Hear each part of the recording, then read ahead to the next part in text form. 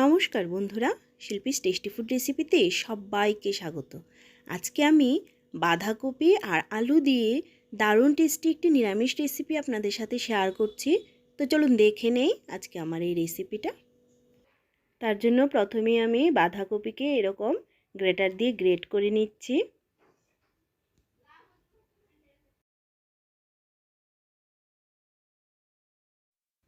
আমি অর্ধেকটা বাঁধাকপিকে এরকম গ্রেট করে নিলাম। এবার তার মধ্যে সামান্য পরিমাণ নুন মাখিয়ে নিচ্ছি। নুন মাখিয়ে এটাকে সাইডে রেখে দেব। বাঁধাকপিটা সাইডে রেখে আমি একটা আলু নিয়েছি, আলুটাকেও আমি গ্রেট করে নেব।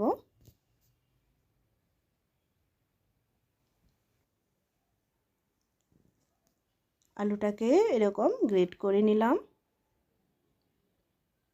এবার যে বাঁধাকপিতে নুন মাখিয়ে রেখেছিলাম, তার ফলে বাঁধাকপি থেকে জল উঠে গেছে। এবার জলটাকে নিংড়ে আলুর মধ্যে বাঁধাকপিটাকে নিয়ে নিচ্ছি।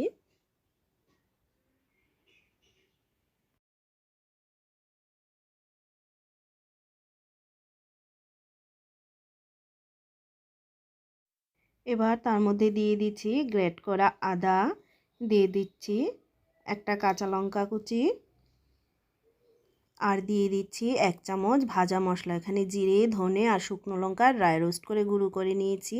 দিয়েছি পরিমাণ মতো নুন, আর দিয়ে দিচ্ছি পরিমাণ মতো হলুদ গুঁড়ো, আর 2 চামচ পরিমাণ বেসন দিয়ে দিচ্ছি।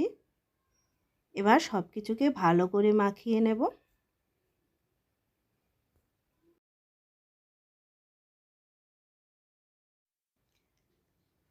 সব কিছুকে ভালো করে মাখিয়ে নিলাম। এবার তার থেকে একটু একটু করে নিয়ে এরকম বলের মতো বানিয়ে একটু চ্যাপ্টা করে দেব। টিক্কির মতো করে বানিয়ে নেব। এরকমভাবে করে আমি সবগুলোকে বানিয়ে নেব। রেসিপিটা আপনারা স্কিপ না করে পুরো রেসিপিটা দেখুন। আশা করি আপনাদের কাছে রেসিপিটা খুবই ভালো লাগবে। এরকমভাবে করে সবগুলোকে বানিয়ে নিলাম। এবার এগুলোকে ভেজে নেব। তার জন্য চুলায় কড়াই বসিয়ে কড়াইটা গরম হয়ে গেলে তেল দিয়ে দিচ্ছি। তেলটা গরম হয়ে গেলে একটা একটা করে টিক্কি আমি তেলের মধ্যে দিয়ে দিচ্ছি।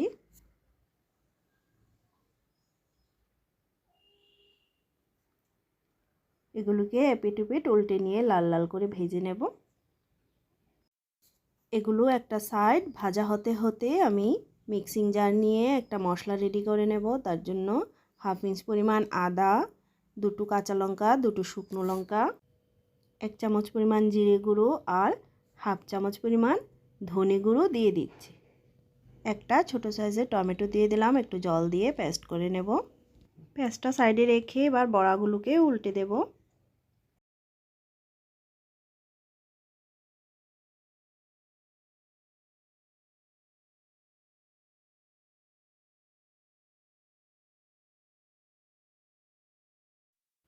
বড়াগুলো ভাজা হয়ে গেছে, এবার নামিয়ে নিচ্ছি।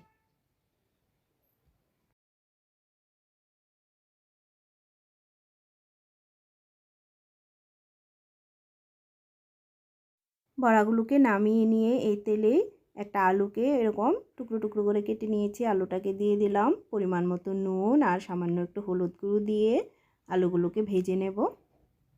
ফ্লেমটাকে লোতে রেখে 2-3 মিনিট ঢাকা দিয়ে দেব, তাহলে সেদ্ধ হয়ে যাবে। 2-3 মিনিট পর ঢাকনাটা উঠিয়ে নিলাম। আর 1-2 মিনিট আমি আলুগুলোকে ভেজে নিচ্ছি।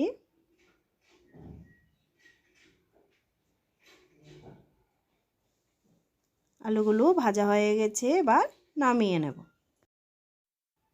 এবার তেলে একটা তেজপাতা দিয়ে দিচ্ছি, 5 ফোড়ন।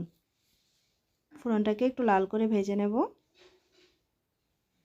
তার মধ্যে সামান্য একটু হিং দিয়ে দিচ্ছি। হিঙের ফ্লেভারটা ভালো লাগলে অবশ্যই ইউজ করবেন। নেড়ে নিয়ে এবার তার মধ্যে যে মশলাটা পেস্ট করে রেখেছিলাম মশলাটাকে দিয়ে দিলাম। নেড়ে নিচ্ছি ভালো করে।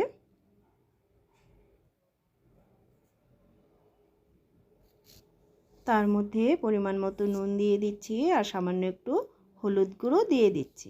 এবার ভালো করে কষিয়ে নেব। মশলাটাকে কষিয়ে নিয়ে তার মধ্যে আলুগুলোকে দিয়ে দিলাম। আলুর সাথে মশলাটাকে আরও মিনিটখানে কষিয়ে নিচ্ছি।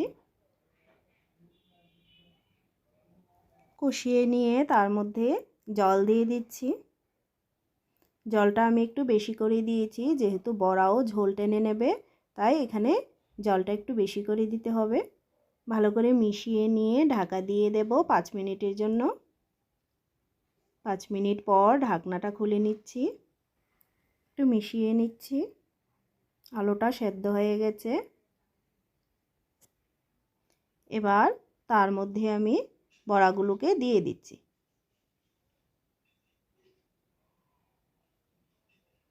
বড়াগুলোকে মিশিয়ে নেব। বড়াগুলো মিশিয়ে নিয়ে আমি এটাকে 2-3 মিনিট ফুটতে দেব। তাতে সামান্য পরিমাণ চিনি দিয়ে দিচ্ছি। চিনিটাকে মিশিয়ে নেব। মিশিয়ে নিয়ে 2 মিনিটের মতো ফুটতে দেব। 2 মিনিট পর আর একটু মিশিয়ে নিচ্ছি। একদম রেডি হয়ে গেছে বড়া আলুর ঝোল। এবার তাতে হাফ চামচের মতো গরম মশলা দিলাম। গরম মশলাটাকে মিশিয়ে নিচ্ছি। গরম মশলাটা মিশিয়ে নিয়ে গ্যাস অফ করে 1 চামচ ঘি ছড়িয়ে দিচ্ছি। মিশিয়ে নিয়ে নামিয়ে সার্ভ করে দেব। তো আমার আজকের রেসিপিটা যদি আপনাদের কাছে ভালো লেগে থাকে তাহলে ভিডিওটিতে একটা লাইক করবেন। নতুন বন্ধুদের কাছে চ্যানেলটা সাবস্ক্রাইব করার অনুরোধ রইল। দেখা হচ্ছে নেক্সট ভিডিওতে। সবাইকে ধন্যবাদ।